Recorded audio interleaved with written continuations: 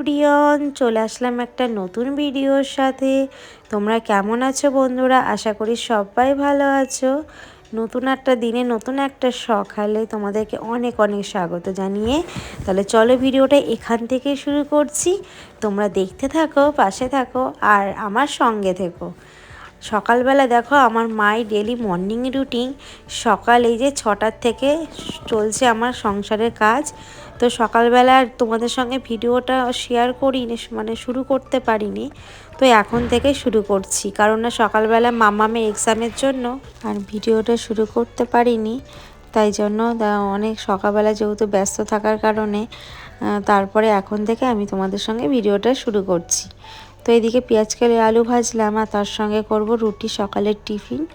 আর আটাটা না এত নরম করে মেখেছি তার জন্য বেলতেই পারছি না। তো এক এক করে আমি কাজগুলো করতেই আছি, তোমরা দেখতে থাকো।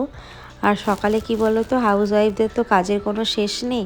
বিশেষ করে এই শীতের সকালে উঠতে একটু দেরিও হয়ে যাচ্ছে, কারণ যা ঠান্ডা পড়েছে সকালবেলা একদমই ইচ্ছা করে না উঠতে। যাই হোক, কিছু করার নেই, তবুও উঠতে হবে সংসারের জন্য। তো এই জন্য। আর তার মধ্যে কথা হচ্ছে, ট্যাঙ্কির জল এত পরিমাণে ঠান্ডা, মানে যাদের ট্যাঙ্কি আছে তারা তো একমাত্র জানো যে মানে এত পরিমাণে ঠান্ডার জন্য মনে হয় কি হাতগুলোই কেটে যায়। যা খুব কষ্ট হয়, সকালবেলায় জল ঘাটতেই হয়, কিছু করার নেই।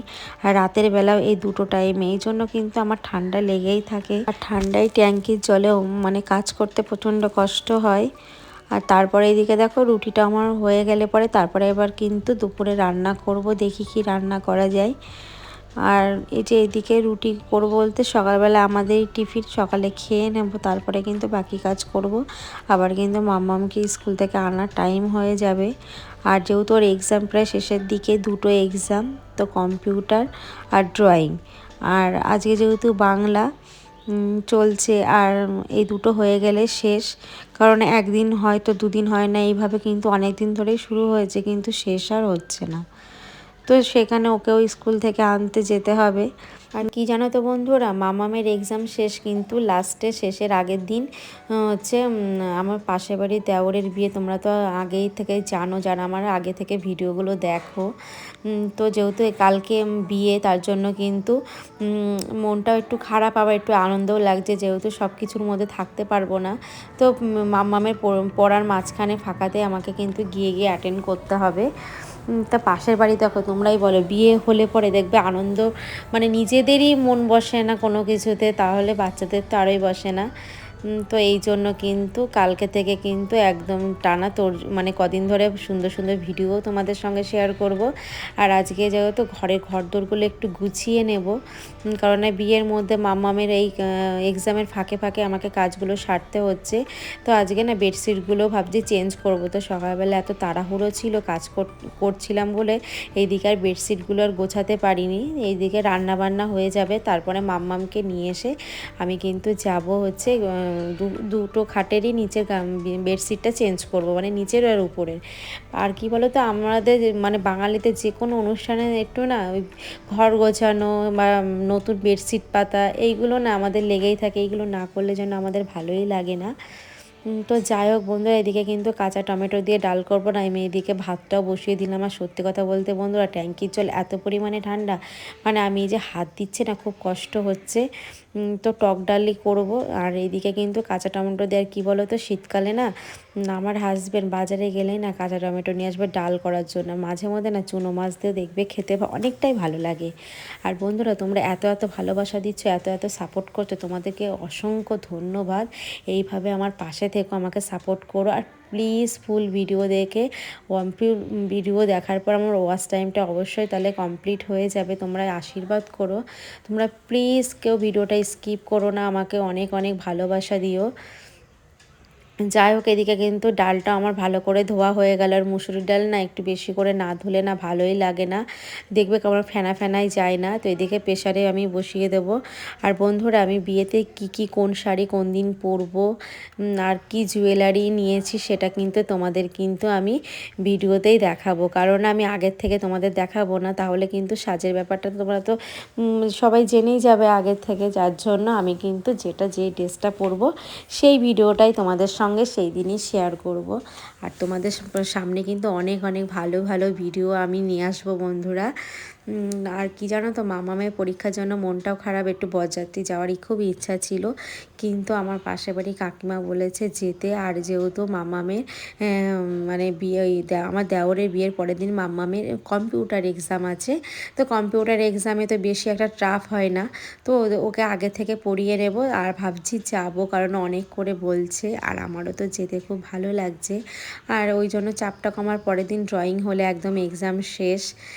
তো বন্ধুরা ভাবছি যে কি মানে শাড়ি পরবো, কি তার সঙ্গে কি জুয়েলারি পরবো, সেইগুলো না আজকেই আমাকে গুছিয়ে রেখে দিতে হবে, কারণ কালকে আর সময় পাবো না। কালকে ধরো জলসইতে যাওয়া, অনেক কিছু ব্যাপার আছে, তারপরে মাম্মামের এক্সাম আছে, সেখানে স্কুল থেকে নিয়ে আসা, মানে অনেক কিছু একটা দৌড়াদৌড়ি ব্যাপার আছে। তার জন্য আজকে না সমস্ত কিছু বার করে রেখে দেবো। তো এইদিকে দেখো আমার ডালটাও হয়ে গেছে, আর এদিকে একটু আলু মাখা করছি। তো ডাল আলু মাখা এইগুলোই দিয়ে দেবো ওকে, ও খেয়ে মানে নিয়ে যাবে। আর এদিকে কিন্তু আমি রুটি খেতে, মানে রুটি আর পেঁয়াজ কেলে আলু ভেজেছিলাম যে খাবে বলে, এখন বলছে যে রুটিটা খেয়ে যাবো, ভাতটা খেয়ে যাবো, রুটিটা নিয়ে যাব। কেমন লাগে বলো তো এরকম কাজের মাঝখানে এরকম করে বেগার ঘটালে। যাই হোক, আমাকে আবার সে আলুটা মেখে ভাত বেড়ে দিলাম, আর এদিকে দেখো রুটিটাও আমি ভরে দিচ্ছি, ও নিয়ে চলে যাবে। আর ও চলে গেলেন আমার কাজগুলো অনেক হালকা হয়ে যায়। তার মধ্যে মাম্মামও চলে যায়, দুজনে মিলে যখন চলে যায় না, আমি অনেক শান্তি রিল্যাক্সেভাবে কাজ করতে পারি। আর যখন ওরা থাকে না, মাথার মধ্যে কাজ করে না, শুধু মানে ছটপট করি, মানে কাজ কোনো কিছুতেই মনই বসে না। আর বন্ধুরা আমার কথাগুলো একটু, তোমাদের হয়তো কথাগুলো না আমার একটু বেঁধে যাচ্ছে, তার কারণ হচ্ছে আমার এত পরিমাণে একটু ঠান্ডা লেগে গেছে, কথা বলতে গিয়ে না আটকে যাচ্ছে। তো বাসনগুলো মেজেছিলাম, সেই বাসনগুলো সুন্দরভাবে জল ঝরাতে দিয়ে দিলাম।